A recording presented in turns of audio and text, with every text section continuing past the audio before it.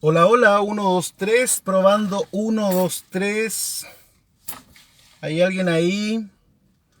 Estoy desde otro lugar hoy día. Vamos a prender más luces. Ahí quizás se vea un poco mejor.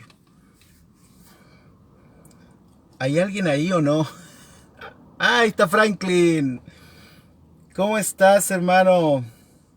Estoy encendiendo. Muy buen día, muy buen día, muy buen día. Ya estoy encendiendo el computador. Estoy encendiendo mi computador. Mi nuevo computador. Gracias por la paciencia. Tuve que venir a la iglesia, de hecho estoy aquí en el estacionamiento de la iglesia y podría haber ido a mi oficina, pero quería hacerlo desde acá, ¿no? El Romano Móvil.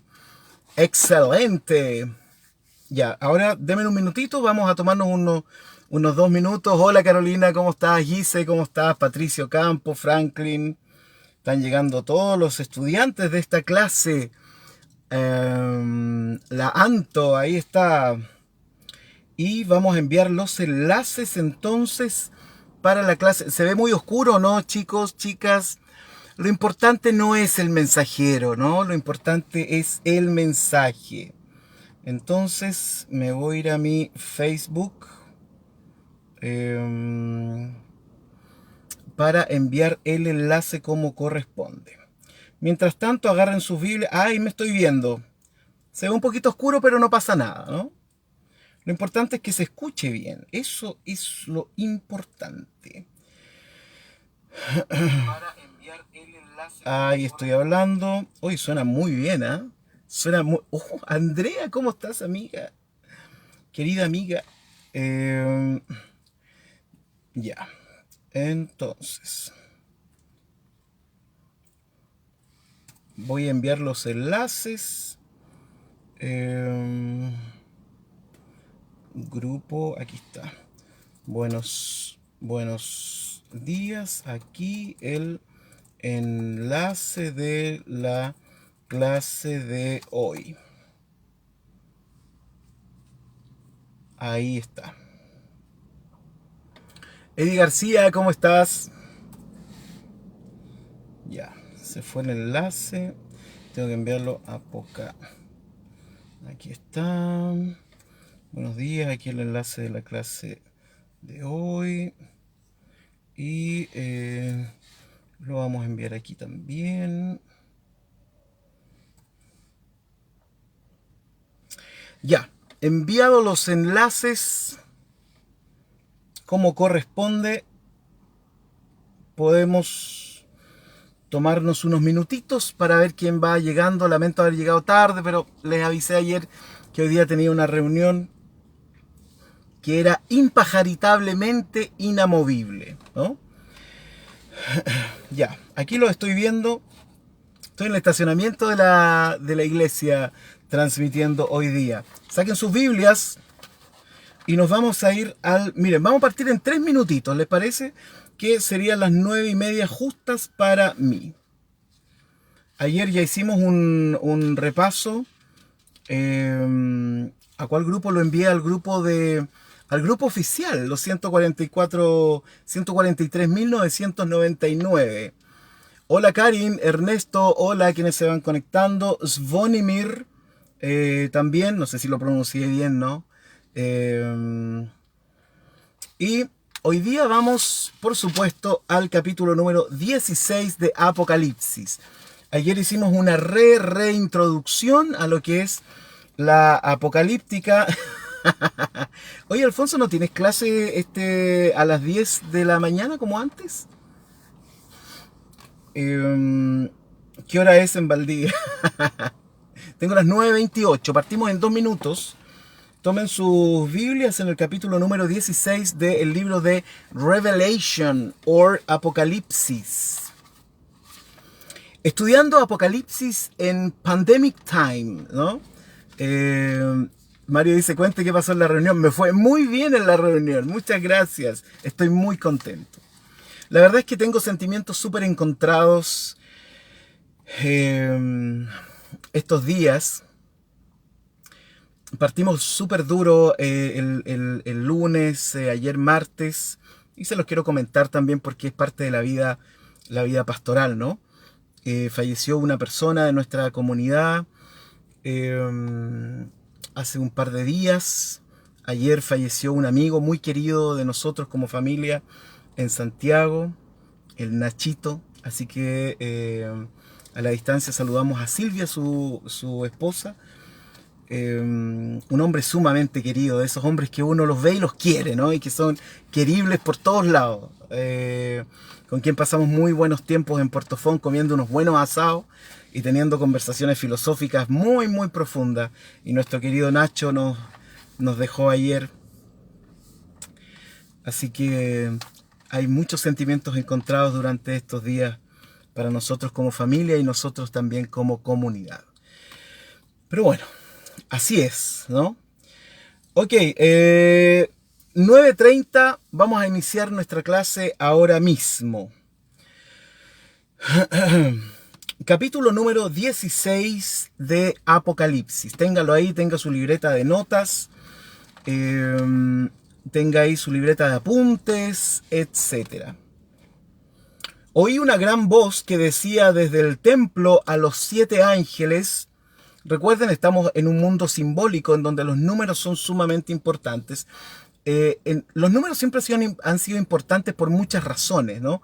Desde la antigüedad griega, pero incluso desde mucho antes, desde los tiempos prehistóricos, los números han servido para muchas cosas y son símbolos también, ¿no? Todo lo simbólico es tremendamente importante para el mundo. De hecho, ayer hablábamos de cómo nosotros transformamos las cotidianeidades, transformamos las cuestiones abstractas de nuestra vida y transformamos los sinsentidos de nuestra vida, los transformamos en símbolos, ¿no? Porque pareciera que si viéramos el mundo así como simplemente es, no sería un mundo muy querible, ¿no? O no sería un mundo fácil de vivir. Y por eso simbolizamos el mundo, ¿no? Independiente de la tradición donde usted esté, siempre tenderemos a simbolizar el mundo. Y bueno, los números son símbolos súper importantes en los apocalipsis. Ayer olvidé también decirles otra cosa, que todo esto es como recuerdo de lo que hemos ido hablando durante las clases anteriores. ¿Por qué los apocalipsis estaban siempre siendo vistos con una ceja levantada por los académicos de su tiempo, quienes decían qué libro entra o qué libro no entra en el canon? Lo vimos hace algunos capítulos atrás en Apocalipsis cuando se hablaba de aquel que estaba sentado en el trono. Uno de los temas de los apocalipsis o de la literatura apocalíptica es que tiende a darle forma a Dios. Y por eso era una de las razones por la cual, una de las tantas razones por las cuales los apocalipsis estaban siempre así como rajuñando, como subiéndose a la última hora al barco del canon, ¿no? Siempre le pasaba lo mismo a los apocalipsis. Y una de las razones, ayer les comenté otras, ¿no? Una de las razones ayer era porque son libros sumamente catárticos, ¿no? Y que son tremendamente emocionales también. Cuando vemos a Juan de Patmos escribir acerca de lo que le ocurre a los seres humanos, ¿cierto? Los hombres que mueren de distintas formas. ¿Se acuerdan que uno de los capítulos hablaba de que la sangre subía hasta 1 metro prácticamente de altura y todo tipo de muertes por infecciones, por aplastamiento, por agua envenenada, por fuego cayendo del cielo? Los apocalipsis son tan emocionalmente potentes que siempre eran vistos así como, espérate un poquito, ¿no? Porque siempre ha habido una disputa en el mundo de la teología, siempre ha habido una disputa entre lo académico y lo espiritual, ¿no? Siempre. Entonces, lo académico de alguna forma quiere ponerle vallas a la experiencia espiritual y la experiencia espiritual siempre se arranca por entre las vallas, ¿no? Entonces, siempre ha habido esta idea de que lo espiritual hay que contenerlo, ¿no? Lo espiritual debe ser contenido, porque si tú no contienes lo espiritual se te escapa, ¿no? Y eso lo hemos visto a lo largo de la historia, sobre todo los últimos 50 años, en el movimiento evangélico hemos visto cómo lo espiritual de pronto se explota. Y surgen personajes como los que hemos visto nosotros en el mundo, en Latinoamérica, que terminan diciendo, ¿cómo decirlo? Barbaridades, ¿cierto? Porque de alguna forma, entonces siempre lo teológico, de alguna forma lo académico, intenta ponerle un resguardo, es como Chernobyl, ¿no? Como que le ponen una capa de cemento encima para que esa potencia que está ahí de lo espiritual no esté contenida, digamos. Entonces siempre ha existido este problema, esta disputa entre lo académico y lo espiritual, ¿no? Si uno quisiera, ¿no? Si uno quisiera verlo desde esa perspectiva. Entonces, los pentecostales siempre se han sentido atacados por los que no son pentecostales. Hay gente que le gusta asociarse hoy día, por ejemplo, a movimientos más intelectuales, ¿no? Porque lo espiritual, ¿no? Esa cosa tan... No. O lo que se ha hecho es que se ha transformado lo espiritual en una cosa un poco más hipster, si uno quisiera. Más de la modernidad. Entonces, los apocalipsis siempre como que lidiaban con esta cuestión, ¿no? Por un lado, los intelectuales decían, no, mira, estos apocalipsis no, porque son, en el fondo es catarsis, una catarsis humana, emocional. En segundo lugar, tengamos cuidado con los apocalipsis, porque las imágenes que presentan pueden ser analogizadas, peligrosamente analogizadas, ¿cierto? Por ejemplo, no sé, pensemos en la Iglesia Católica Romana, ¿cierto? Que de pronto se transforma en la gran ramera, según una tradición, ¿cierto?, interpretativa. Entonces, las imágenes son complicadas desde el punto de vista de la analogía, porque la analogía puede llevarnos a cualquier lado, ¿no? Entonces, complicado porque son catarsis emocionales. En segundo lugar, complicado porque debemos saber lidiar con las analogías respecto de las imágenes. O sea, les cuento el 666. ¿Saben qué? Respecto de eso, por ejemplo, en Valdivia, pues, mi pueblo, es un pueblo chico en el sur del mundo, hay pastores que están diciendo, y lo escriben ahí en Facebook, que no se vacunen, ¿cierto? Porque prácticamente esta es la marca de la bestia. Bueno, ahí tienen el mejor ejemplo de un problema de analogía respecto del Apocalipsis. Agarran el número de la bestia, ¿no? Y cuánta gente, ¿no? Que el código de barra, que las 3 garritas de esta bebida energética, ¿cierto? Que son el 666, etc. O sea, primer problema con el Apocalipsis es que es una catarsis emocional, ¿cierto? Segundo problema con los Apocalipsis, es que la analogía no tiene freno. O sea, todo puede ser todo, ¿no? Y en tercer lugar, le da imagen al que no tiene imagen. Decir que Dios está en su trono y sus brazos y su mano derecha y sus pies, etcétera, etcétera, etcétera. Entonces, ese es un pero importante de los apocalipsis, ¿no? Y por lo tanto, al ser literaturas analógicas y espirituales, si uno quisiera, o catárticas, emocionales, la gente le encanta, po. Sí, por eso los apocalipsis son libros sumamente estudiados y etcétera, ¿no? Porque contienen elementos que a nosotros, en esta búsqueda del sentido simbólico, nos sirven mucho, ¿no? Porque Apocalipsis te entrega símbolos, porque Apocalipsis te entrega analogías, y porque Apocalipsis además te entrega un mundo cerrado, ¿no? Un mundo cerrado que tuvo un principio, un arjé, ¿cierto? Tuvo un principio y tendrá un final. Entonces todo esto, y por lo tanto todas las cosas que ocurran en la sociedad, uno las va metiendo ahí. Es como un pastillero, ¿no? Yo ahora que estoy tomando pastillitas para varias cosas, entonces yo estoy próximo a tener mi pastillero, ¿no? Entonces, el Apocalipsis, al tener principio y fin, le da un sentido, ¿cierto?, a la gente que busca en los símbolos del mundo que tengan sentido. Símbolos como los terremotos, símbolos como la pandemia, símbolos como la ideología de género y todo lo que... Entonces, todas esas cosas, estos temas macro, ¿cierto?, de pronto, al ser leídos desde una perspectiva apocalíptica o desde una perspectiva simbólica tienen sentido.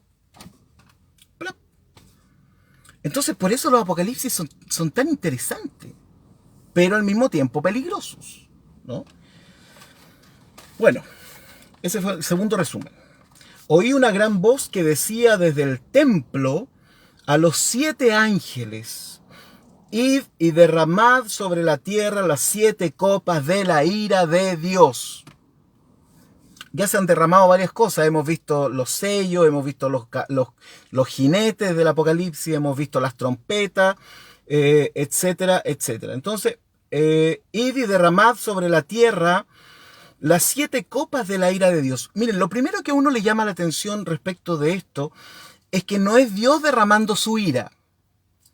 La ira está arriba, ¿cierto? Pero serán los ángeles los que derramarán la ira de Dios. Esto es muy interesante porque resulta que en la Biblia Dios siempre actúa por medio de. Dios siempre se manifiesta por medio de, ¿no? Como que pocas veces Dios es el que dice, a ver, y como que Dios dice, a ver, me voy a remangar aquí y vamos a... Como que pocas veces ocurre eso, ¿no? Como que siempre Dios actúa por medio de algo. Esto algo puede ser algo natural, ¿cierto? O puede ser por medio de un país, ¿cierto? Cuando Israel era liberado y Dios liberó a Israel por medio de otra nación. O Dios esclavizó a Israel, o Dios castigó a Israel por medio de. Siempre hay un por medio de, ¿no?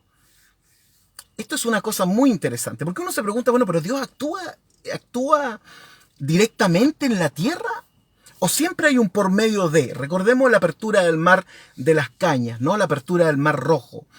Viene y corre un viento, ¿cierto? Toda la noche y se seca el agua. ¿Ya? O cuando viene el diluvio, el verbo hebreo dice, hizo traer el diluvio. Que alguien traiga el diluvio, ¿no? Fíjense que si uno va al Génesis, esto le va a gustar a Alfonso, que dice, curiosamente, el TR, el Textus Receptus, no dice 7. ¡Ah! ¡Qué interesante! ¿Y qué dice? ¿Ángeles nomás? Entonces, fíjense que en el Génesis, por ejemplo, hay un artículo que Alfonso escribió sumamente bueno. Le voy a pedir que después lo pueda compartir en el grupo, donde se muestra y donde él pone el acento justamente en que el mundo es creado por medio de, ¿no? Que las aguas se reproduzcan, ¿cierto? Que las semillas se reproduzcan, que los árboles se reproduzcan. No es que Dios agarró un abeto y lo plantó, sino que existe este poder divino que se manifiesta por medio de las cosas. Como que los escritores bíblicos tienen mucho cuidado de no decir siempre que Dios actúa, ¿no? Que Dios, por una razón muy sencilla, porque Dios no, si Dios actúa directamente, recordemos que Dios es espíritu, ¿no? Por ejemplo, Jesús saliendo del agua del bautismo, ¿no? Se oye una voz. Pero ojo, Dios no tiene cuerdas vocales, entonces lo que tiene que hacer es actuar por medio de, ¿cierto? La compresión sonora, las ondas sonoras y surge una voz. Y viene algo parecido al Espíritu Santo en forma de paloma, ¿cierto? Etcétera. Eso es una cosa muy interesante, ¿no? Porque a veces nosotros siempre estamos esperando que Dios actúe, ¿no? Que Dios actúe. Puede que Dios esté actuando qué rato, por medio de, ¿cierto? Por medio de personas, por medio de la naturaleza, por medio... Y de hecho, esto es una cuestión que también va en sentido opuesto. No solo Dios se relaciona con el ser humano por medio de, sino que nosotros nos relacionamos con Dios por medio de también. ¿Cómo concluimos que Dios es bueno, por ejemplo? ¿Por qué decimos Dios es bueno? ¿Quién fue el primero que se le ocurrió en decir que Dios era bueno? ¿Por qué Dios tiene que ser bueno? ¿Y qué significa eso? Entonces, cuando yo veo la naturaleza,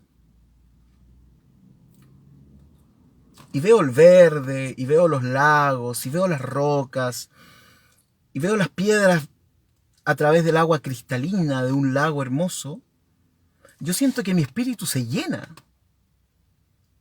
Y por eso yo concluyo que Dios es bueno, ¿no? Porque esta creación me llena el alma. Y ese llenar el alma me hace bien.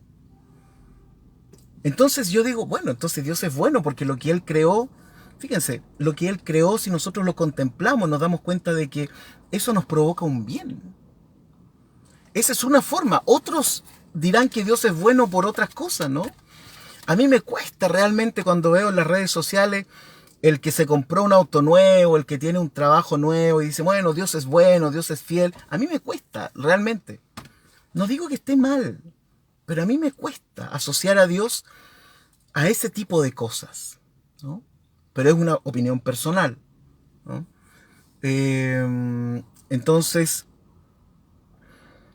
sobre todo cuando alguien tiene un accidente, ¿no? O hay un accidente y una persona quedó viva, dice, oh, Dios es bueno porque me salvó, y los otros que murieron. Entonces, yo a lo que más me gusta asociar la bondad de Dios es a la naturaleza, porque me hace bien. Hay una cosa espiritual ahí, profunda, ¿no? Pero, mira, ahí está Andrea diciendo, exacto, uno como que sientes la bondad, sientes que ese es un lugar bueno, donde uno quiere estar, ¿no? Entonces, la Anto dice, ¿por qué le cuesta, profe? A mí me cuesta, Anto, porque me cuesta esencialmente asociar las cosas buenas que me pasan a Dios. Porque cuando me pasan cosas malas, ¿a quién le echo la culpa? Por eso me cuesta, ¿no? Es una cosa muy personal, ¿no? Pero me cuesta exhibir los éxitos como que son bendición de Dios, ¿no? Entonces, porque además decir que algo es de Dios es súper complicado cuando uno lo mira así como bien, bien de lejos, ¿cierto? Imagínense que un día alguien me regala un Ferrari. Y yo voy por la calle y coloco, y me saco una selfie, ¿no? Y digo, mira, Dios que eres bueno, me regalaste un Ferrari. Y a los otros, y a los vecinos que no tienen que comer, y no sé, realmente me cuesta asociar los éxitos con Dios. Porque ¿qué hago con mis fracasos? ¿También digo que son de Él? O lo remato con una frase cliché, ¿cierto? No, es la voluntad de Dios. Realmente decir para mí, por ejemplo, por eso yo lo único que me atengo es a la naturaleza, ¿no? Yo ahí veo la bondad de Dios, porque inherentemente de quién yo sea, de cuál sea mi religión, de cuál sea mi creencia o mi increencia, la naturaleza me hace bien. Y digo, qué tremendo regalo tenemos aquí. O sea, cualquiera, el ateo, el bajái, el musulmán, el judío, el creyente, todos. Entonces, esa bondad que es universal, yo puedo decir, sí, eso yo creo que viene de Dios. Pero si alguien tiene un trabajo nuevo, esas cosas como exitistas, ¿no? Y que a la gente le encanta exhibirla además en las redes, a mí me cuesta muchísimo asociarlas, ¿no? No digo que no vengan, pero a mí personalmente me cuesta asociarlas, ¿no? Así son las cosas, po. No sé si respondí en algo. Bueno, entonces, id y derramad sobre la tierra las 7 copas de la ira de Dios, ¿no? Moy dice, asociar la bondad de Dios con las cosas materiales revela mucho hacia dónde se inclina nuestro corazón. Exacto, sí, yo creo lo mismo. José dice, cuando la naturaleza es cruel, es la voluntad de Dios, pero es que yo no podría decir que la naturaleza es cruel, querido amigo. Yo creo que las cosas están puestas ahí. Yo creo que yo no podría adscribir a la naturaleza algún tipo de emoción, ¿no? O algún tipo de voluntad. Simplemente yo creo que están para ser contempladas, ¿no? Y esa contemplación implica también darnos cuenta que a veces las cosas no funcionan bien, ¿no? En esta búsqueda de lo simbólico, ¿no? En esta búsqueda, cuando hay un terremoto, la gente lo simboliza al tiro. Ah, no, esto es voluntad de Dios, ¿no? Yo no creo que sea así, ¿no? Eh, fue el primero, eh, fue el primer ángel, y derramó su copa sobre la tierra, y vino una úlcera maligna y pestilente sobre los hombres que tenían la marca de la bestia. Cuidado, las vacunas. Y que adoraban su imagen. Ya dijimos acerca de esto que cuando alguien habla de adoración en estos términos, no es que alguien esté así adorando una imagen como de Asurbanipal, ¿no? En el centro de su ciudad, sino que tiene que ver con otras cosas, ¿no? Y recordemos que el escritor de Apocalipsis, exactamente, Antonia, tenemos una necesidad de darle explicación a todo. Eh, y esto se presenta mucho más. ¿Se acuerdan que ayer se los dije? Porque somos una de las generaciones que tiene más tiempo libre en la historia humana. Tenemos mucho tiempo libre, así que le buscamos significado a todo, ¿no? Pero es un camino peligroso. Porque lo que surge después de esto, entonces, ¿a qué le damos significado? Es complejo, ¿no? Bueno, entonces vino el primero y derramó su copa sobre la tierra, y vino una úlcera maligna y pestilente sobre los hombres que tenían la marca de la bestia, ¿no? Y que adoraban la imagen, ¿ya? Recordemos que el escritor de Apocalipsis, el mundo lo ve dividido en dos, ¿no? Los que son de Dios y los que no son de Dios. Los porfiados que no quisieron arrepentirse, incluso después de haber visto todas estas cosas, ¿cierto? Fuego cayendo, montañas derrumbándose, avispones con cola picando a los seres, etcétera, ¿no? Después de que vieron todo eso y no se arrepienten todavía estos seres humanos. Entonces viene ahora una úlcera maligna y pestilente, o sea, esto es lo peor, digamos, ¿no? Que tenían la marca de la bestia, ¿no? O sea, fíjense que esta es una consecución de eventos. No solo tienes una marca que ahora te permite comprar y todo lo demás, sino que por tener esa marca ahora comienza una especie de suplicio, ¿no? Comienza un suplicio. Esto podría haber sido una propaganda muy interesante, ¿no? Recordemos que estamos leyendo un libro que se escribe en tiempos en donde todo tenía que ver con lo divino. Si yo me tropezaba cuando salía de mi casa, era porque Dios lo quiso, ¿cierto? Como decían los griegos, si un águila pasaba con una culebra volando hacia la derecha o a la izquierda, también eso tenía un sentido, ¿no? Etcétera. Y eso permanece hasta el día de hoy.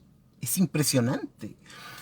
O sea, han pasado un montón de años, 6.000 años desde que la historia se empezó a poner por escrito con los sumerios, y todavía lo que nos ocurre en la mañana podría eventualmente marcarnos para el día, ¿no?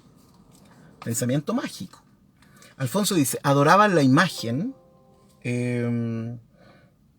adoraban la imagen. Aquí se usa un participio presente, lo que indica una adoración constante y persistente a la bestia. No es algo ocasional o causal. Gracias, Alfonso. O sea, esto significa que es una constante, ¿cierto? Que hay un constante qué, ¿no? No es adorar a Surbanipal, ¿no? Sino que es una constante negación del tipo de iglesia que está planteando Juan, ¿cierto? O sea, hay una negación, hay una tensión frente a este asunto. Bueno, entonces el primero vino una úlcera maligna contra los que estaban, adoraban a la bestia, ¿no? Son cuestiones bastante gráficas, ¿no? Como cuando baja el ángel de la muerte en el Éxodo, ¿cierto? Y los que tenían los dinteles con sangre, entonces el ángel pasaba de largo. O sea, una imagen muy clara, ¿no? Lo que le va a pasar a los malos versus lo que le va a pasar a los buenos. El segundo ángel derramó su copa sobre el mar, y este se convirtió en sangre como de muerto. ¿Es distinta la sangre como de muerto de la sangre como de vivo? Y murió todo ser vivo que había en el mar. Esto volvemos una vez más a preguntarnos por qué tienen que morir los seres vivos, ¿no? Y esto tiene que ver con la globalidad, ¿no? Tiene que ver con el mundo que se vivía en ese tiempo, en donde todo afecta a todo, ¿no? Por eso en el diluvio también murieron los peces, ¿no? Me imagino, no sé. Porque como que el pecado afecta a todo, ¿no? Todo, ¿no? Todo está mal y por lo tanto todo debe ser o eliminado o debe ser rehecho nuevamente. Entonces el mar se convierte en sangre como de muerto y por ende, obviamente, muere todo ser vivo que había en el mar. Ojo que aquí nos dice una tercera parte, ¿ah? Ya en momentos de ira anterior en Apocalipsis decía, y la tercera parte de los hombres, y la tercera parte del mar, y la tercera parte de los árboles, y la tercera parte de las fuentes de agua. Ahora no, ahora es todo, ¿no? Sobre el mar, y este se convirtió en sangre. Estamos hablando seguramente del mar Mediterráneo, ¿no? O el mar Egeo, ¿no? Donde estaba Patmos. Y murió todo ser vivo que había en el mar. O sea, la consecución tiene que ver, uno se pregunta, ¿por qué los animales tienen que morir? ¿No? ¿Por qué tiene que ocurrir esto? Por una razón sencilla. Porque lo que está preparando el Apocalipsis, exactamente, Alfonso, gracias hermano. Recordemos que el Apocalipsis es un libro que necesita tener un fin. El fin significa además la renovación de todas las cosas, ¿no? Entonces, para que ocurra ese fin, tú tienes que llegar al punto máximo, ¿cierto? Tienes que llegar al punto máximo donde este fin pueda tener sentido, ¿no? No hay un fin a medias, ¿no? No hay un, mira, vamos a arreglar esto, sobre la marcha se arregla la carga, etcétera. No, Juan lo que quiere, como escritor, ¿no? Es que esto tenga un fin real. No, y por lo tanto no solo va a ser un fin de los hombres malvados, sino que de toda la existencia y la naturaleza en sí. O sea, esto es un reset, ¿cierto? Esto es un reseteo de la humanidad, el libro de Apocalipsis, ¿no? Y hacia allá camina.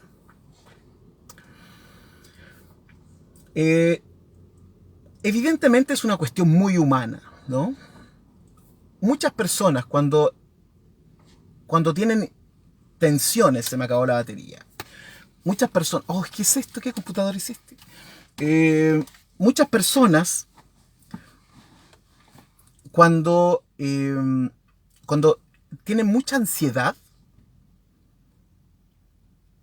o cuando están hasta aquí, mi abuelita decía cuando están hasta la coronilla, lo único que quieren es partir de nuevo. O sea, que todo se reviente, ¿no? Ya sabes que esta cuestión llegó hasta acá, ¿no? Hasta aquí llegamos, ¡pum! Porque hay personas que llega un punto de su vida en donde sienten que ya no pueden acomodar la carga. Que ya no van a tratar de hacerlo de nuevo, que no lo van a intentar de nuevo, que ya se cansaron. Y por lo tanto tienen una visión apocalíptica en donde todo tiene que ser hecho de nuevo. Partir de nuevo, ¿no? Y mucha gente parte así, ¿no? Comienza una nueva relación, comienza un nuevo trabajo, comienza una nueva forma de ser, etc., ¿no? Esto es muy humano. Cuando nosotros vemos estos textos donde se espera que esta cuestión se renueve totalmente, esto es la proyección de un anhelo humano. Hay gente que hoy día, con todo esto que pasa en el mundo y todo, dice, no, este mundo no va para más, ¿no? ¿Qué es lo que está diciendo con eso? Que su forma, posiblemente, de arreglar las cosas es así, ¿no? O sea, esto hasta aquí nomás y ahí hay que hacerlo todo de nuevo. El problema con eso es que nosotros seguimos siendo los mismos. Seguimos siendo exactamente los mismos. Y por ende, con cielo nuevo y tierra nueva, si seguimos manteniendo nuestra conciencia personal, vamos a seguir siendo los mismos. Y por ende, va a haber un nuevo árbol, una nueva Eva Bultmann, ¿se acuerdan de ayer? Una nueva Eva Bultmann y un nuevo Adán MacArthur, ¿cierto? Porque seguimos siendo los mismos. Entonces, hay personas que piensan que cuando quieren renovar todo, todo va a cambiar. Bueno, si la persona no cambia, no vamos a cambiar. Por eso cuando hay gente que me dice, no, nosotros después de esta pandemia vamos a hacer una humanidad distinta. No, no lo vamos a hacer, vamos a seguir siendo los mismos. En Latinoamérica vamos a ser más europeos nomás, ¿no? Porque ahora nos vamos a saludar de lejitos, sin beso. Y sin abrazo, y sin tanto toqueteo, ¿no? O sobajeo. Pero realmente vamos a ser los mismos, no vamos a cambiar mucho, ¿no? Ya hemos hablado acerca de estos asuntos relacionados con el cambio personal, la metanoia, ¿no? El cambio humano. Entonces, porque el ser humano funciona así, ¿no? Bueno, sigamos. Entonces, versículo 3. El segundo ángel derramó su copa sobre el mar y este se convirtió en sangre como de muerto y ¡fua! Los seres vivos del mar, los pulpitos, caballos de mar, pescados de todo tipo, bueno, peces de todo tipo, ya no van a estar vivos, ¿no? ¿Y por qué? No lo sabemos. Simplemente también se mueren, ¿no? Alfonso dice, pero en Apocalipsis hay un grupo sellado, eso significa que ya no son los mismos. Apocalipsis cree en la revelación del ser, la renovación del ser humano. Esa es una cosa súper interesante, querido Alfonso.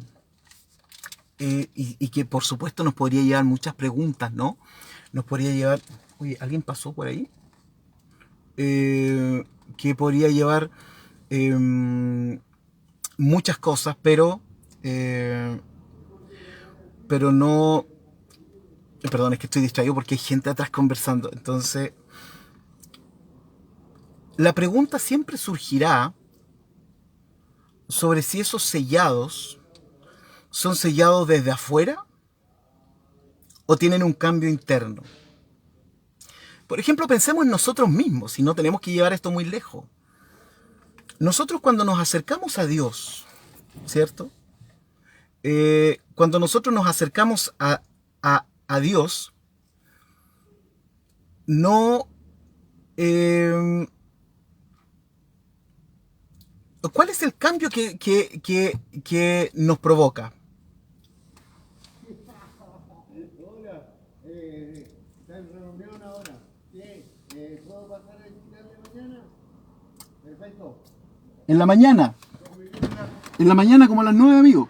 Vayan, hermano. Cuídate. Gracias, pastor. Cuídate, amigo. Chao. El gato. Ese es el famoso gato. Un extra. Pensemos en nosotros mismos, ¿no? Después de nuestra conversión. ¿Somos distintos? ¿Qué tan distintos somos? ¿Y en qué cosas seguimos siendo los mismos? Bueno, aquí estamos entrando, como dice un amigo mío, estamos picando finito, ¿no? No, es el otro. Entonces, claro, tenemos que pensar... Bueno, esto tiene que ver ya con lo que ocurre después de la muerte, ¿no? ¿Qué significa? ¿Vamos a tener conciencia? ¿No vamos a tener conciencia? ¿Vamos a ser los mismos? ¿No vamos a ser los mismos? Etcétera, etcétera, etcétera. Lo que sí puedo decir es que los cambios que son exógenos en una persona, si no están alineados con una frecuencia interna, no provocan mucho, ¿no? No nos provocan ser mejores. Por eso me gustó tanto la serie esta Mars, ¿no? Que está en Netflix, que es como serie documental, en donde los mismos que están en la Tierra y cuando llegan a Marte empiezan a hacer las mismas cosas, ¿no? O sea, ni siquiera el cambio de planeta nos sirvió para mejorar como seres humanos o para evolucionar, digamos, ¿no? Bueno, sigamos. Versículo número 4. ¿Cómo estamos con la hora? Súper bien. ¿Alguien está apurado aquí? ¿No? Pueden tomar un desayunito si quieren. Su segundo desayuno a lo Frodo Bolsón. El tercer ángel derramó su copa sobre los ríos y sobre las fuentes de las aguas y se convirtieron en sangre, ¿no? Y se convirtieron en sangre. Seguimos transformando entonces el agua en sangre. Alfonso. Bueno, tengo mi lado literalista también, por hermano, ¿no? Si yo soy un fundamentalista escondido. Que vengo acá a decirle no, si el progresismo y los liberales, no. Muy conservador. Entonces se sigue derramando las copas de la ira, ¿no? Las copas de la ira de Dios. Ya hemos hablado harto acerca del tema de la ira de Dios, ¿no? Tema que le encanta a tanta gente. El tema de la ira de Dios entonces se derramó sobre el mar, puff, murieron los animales del mar, los peces, ¿no? Todo ser vivo en el fondo. Después se derrama otra copa, el tercer ángel derrama su copa sobre los ríos y sobre las fuentes de las aguas y se convierten en sangre. O sea, estamos re mal acá porque ya se habían convertido en ajenjo, ¿no? Y también en sangre, así que seguimos como una especie de evolución respecto de esto. Versículo número 5. Y oí al ángel de las aguas que decía: justo eres tú, oh Señor, el que eres y que eras, el santo, porque has juzgado estas cosas, por cuanto derramaron la sangre de los santos y de los profetas. También tú les has dado a beber sangre, pues lo merecen. Este es un texto que a mí me provoca muchas cosas, ¿no? Pero es muy interesante porque fíjense que aquí el escritor lo que está haciendo es que está dando un giro, está haciendo una especie de... está como haciendo una inserción en el relato. Porque el relato debería continuar en el 8. O sea, debería terminar en el 4, ¿cierto? El tercer ángel derramó su copa sobre los ríos y sobre las fuentes de las aguas y se convirtieron en sangre. Y el versículo 8 dice: el cuarto ángel derramó su copa sobre el sol, el cual fue dado quemar a los hombres con fuego, ¿no? Pero sin embargo están estos versículos aquí, el 5, 6 y 7, que son como una especie de inserción, ¿no? Hay una especie de disculpa narrativa en el relato, ¿no? Al parecer el autor viene viendo que esta cosa está tan terrible, ¿no? Entonces dice: y oí al ángel de las aguas que decía, y fíjense lo que dice: justo eres tú. Aquí nos damos cuenta cuál es el sentido de justicia que tiene el escritor bíblico.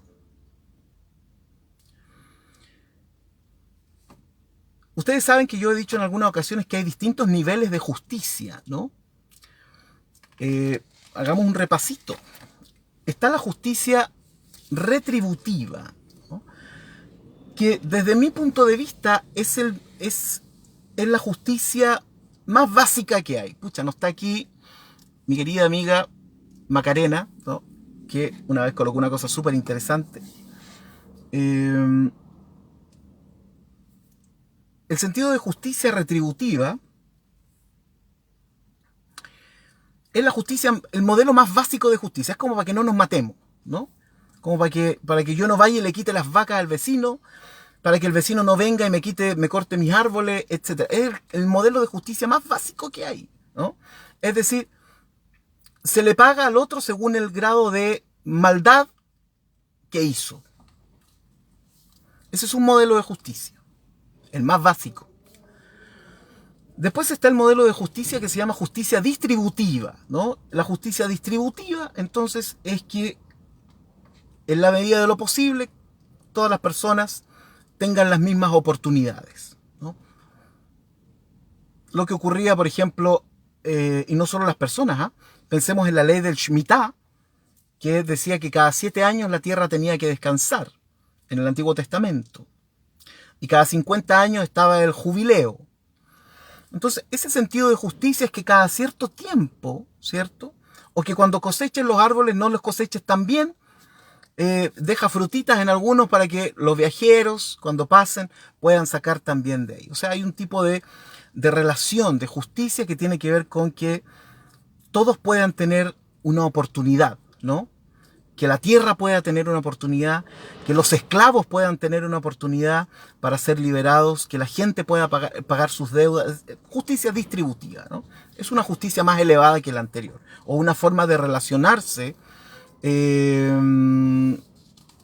Entonces, ese es un segundo modelo de justicia. El tercer modelo es el modelo salvífico,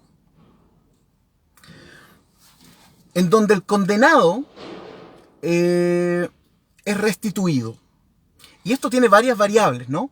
Una tiene que ver con la tradición protestante, donde dice que si tú crees en Jesús, eres salvo, ¿cierto? Por lo tanto, el malvado es restituido por creer en Jesús, ¿cierto?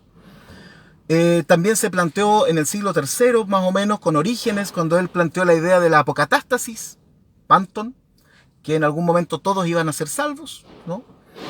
Etcétera. O sea, sería la justicia que nos enseña por medio del amor, ¿no? Porque no hay nada más restitutivo que el amor, ¿no? El amor restituye y sana cualquier cosa. El perfecto amor echa fuera el temor, ¿no? Entonces, la justicia que se basa en el amor es una justicia que restituye al ser humano. Por eso Jesús habla del gran mandamiento que es el amor. Y nada más, ¿no? Si tú en el sistema de justicia retributiva, ese no sana a nadie. Realmente lo que hace es encapsular el mal, ¿no? Mientras que versus la justicia que está basada en la Gesed, ¿cierto? La misericordia, es una justicia que nos restituye como seres humanos. Bueno, esa es la justicia que yo creo, por supuesto, ¿no? Entonces, cuando el texto dice aquí, y oí al ángel de las aguas que decía, justo eres tú, Señor, el que eres y el que eras, el santo, porque has juzgado estas cosas. Y uno dice, ya, pero ¿qué significa eso? Bueno, aquí en el 6 está la explicación. Por cuanto derramaron la sangre de los santos y de los profetas, también tú les has dado a beber, pues lo merecen. Si yo les pregunto, ¿cuál de las tres justicias está operando aquí en el escritor bíblico? Usted me dirá, la justicia 1, 2 o 3. Justicia retributiva, justicia distributiva o Gesed, misericordia. Bueno, Alfonso dice, pero en algún momento hay que cortar el queque. Qué rico un quequito, ¿no? Dios ya ha dado 800.000 oportunidades y hay quienes han escogido el mal. ¿Qué haces para evitar que el mal se perpetúe? ¿Cuál es el mal? Eso sería una pregunta, ¿no? ¿En qué sentido? ¿No? Tengo un montón de preguntas respecto de eso. ¿Cuáles son las oportunidades? ¿Qué significa? ¿Hacer caso a tu conciencia? ¿Seguir una religión? ¿Seguir una espiritualidad? ¿Cuál sería, no? ¿Y qué sería perpetuar el mal? ¿No? ¿Es una decisión? Qué complicado. Complicadas tus preguntas, hermano. Y eso que es miércoles. Entonces, según lo que leo, la idea, bueno, que está en Apocalipsis, ¿no? Yo creo que por eso también lo citas, es algo así, como que te he dado tantas oportunidades que ahora voy a tener que matarte, ¿cierto? Pero además no es una muerte cualquiera, ¿no? Aquí el escritor se deleitó. Una cosa sería como lo que aparecía en una película años atrás, ¿no? Que era como el rapto, algo así, donde había una guillotina, ¿no? Bueno, si hay gente que le has dicho tantas veces que haga el bien y todo lo demás y no lo hace, o lo que sea, ¿no? Entonces ya, ¡fa! Una muerte rápida, honorable, no sé cómo. Pero acá el escritor se deleitó, digamos. Hemos pasado por todos los estadios, o sea, ¿cómo es que se llama esta película? Que tiene distintos tipos de muerte. Aquí el escritor se ha deleitado con los tipos de muerte que hay respecto de los que hacen el mal. Entonces, Jesús también enseña justicia retributiva. Claro, yo creo que sí, pues hermano. Una pregunta, fíjate que una pregunta sería esta. ¿Somos todos iguales?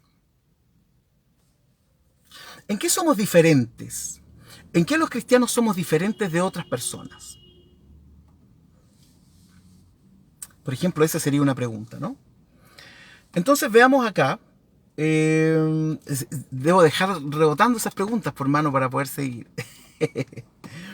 Entonces, el motivo de que vengan estos ángeles y sigan derramando la ira de Dios, aquí está, ¿no? Porque estas personas derramaron la sangre de los santos y de los profetas. Entonces, ahora van a beber también de la sangre, pues lo merecen. Ya lo habíamos dicho en capítulos anteriores de Apocalipsis.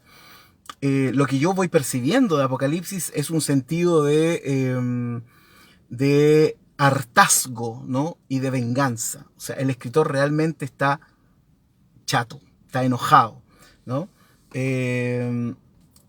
Versículo número 7. También oí a otro que desde el altar decía: ciertamente, Señor Dios Todopoderoso, tus juicios son verdaderos y justos. Lo que está diciendo el escritor aquí es: está bien.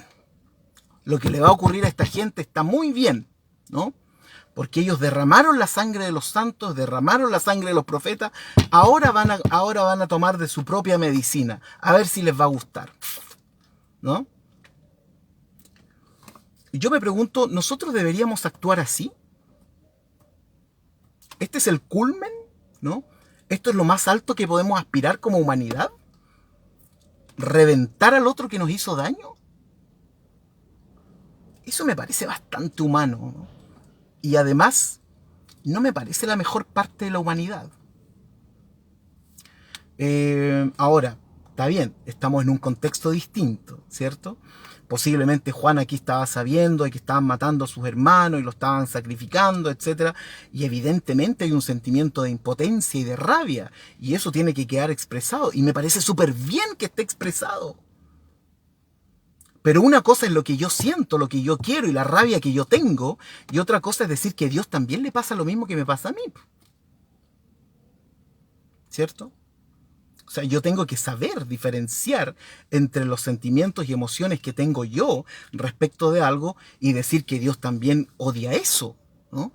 Que es lo que le pasa a muchísima gente respecto de la homosexualidad, ¿no? Que en realidad su problema es que ellos no toleran la homosexualidad y después dicen: no, es que Dios no quiere, y la abominación. O sea, lo primero que tenemos que hacer cuando queremos decir que Dios quiere algo o que Dios dice algo, lo primero que yo tengo que preguntarme: ¿realmente el problema tiene que ver conmigo o tiene que ver con Dios? Muchas veces, la mayoría de las veces, en realidad tiene que ver conmigo. Entonces, yo creo que ese es un ejercicio súper, súper importante, ¿no? Cuando decimos que Dios odia no sé qué cosa, Dios odia no sé qué, póngale el nombre que usted quiera. ¿Realmente quién lo odia?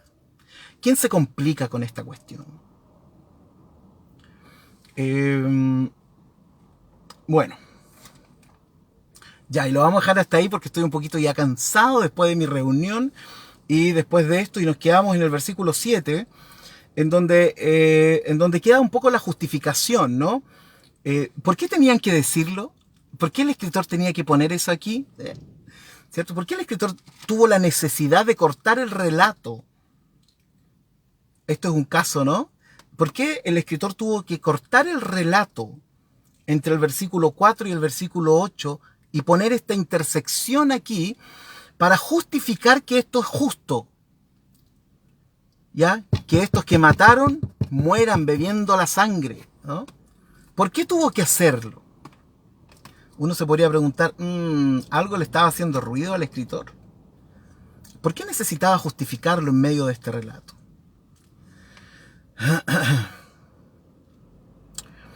Bueno,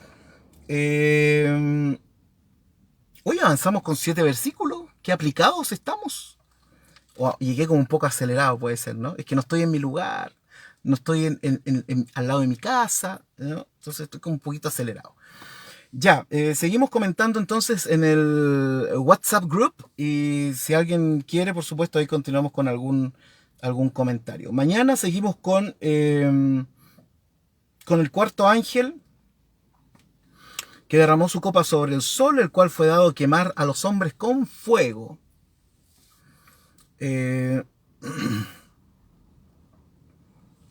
Oh, qué buenas preguntas.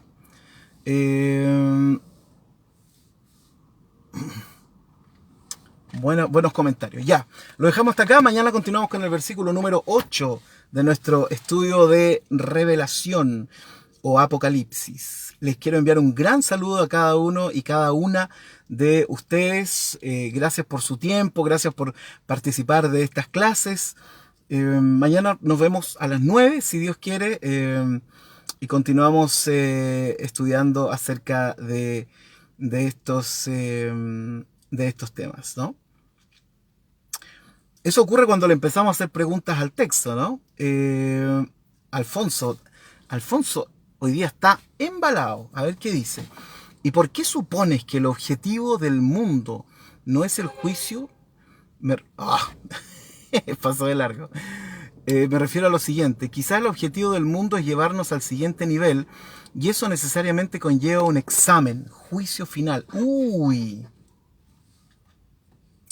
Bueno, antes de salir de vacaciones, ¿se acuerdan que hablamos de juicio? Juicio no siempre es condenación. Bueno, aunque aquí estamos viendo que hay condenación. Pero juicio no siempre es condenación, ¿no? ¿Y qué significaría llevarnos al siguiente nivel? ¿Siguiente nivel de qué? Pucha, que nos dejan buenas preguntas. Ya, saludos hermenautas. Nos encontramos mañana, si Dios quiere, a las 9 de la mañana y seguimos estudiando la Biblia de esta forma, podríamos decir, talmúdica, ¿no? A base de preguntas, de preguntarnos por qué el escritor escribe tal cosa de tal forma, ¿no? Y fíjense que no necesitamos más, ¿eh?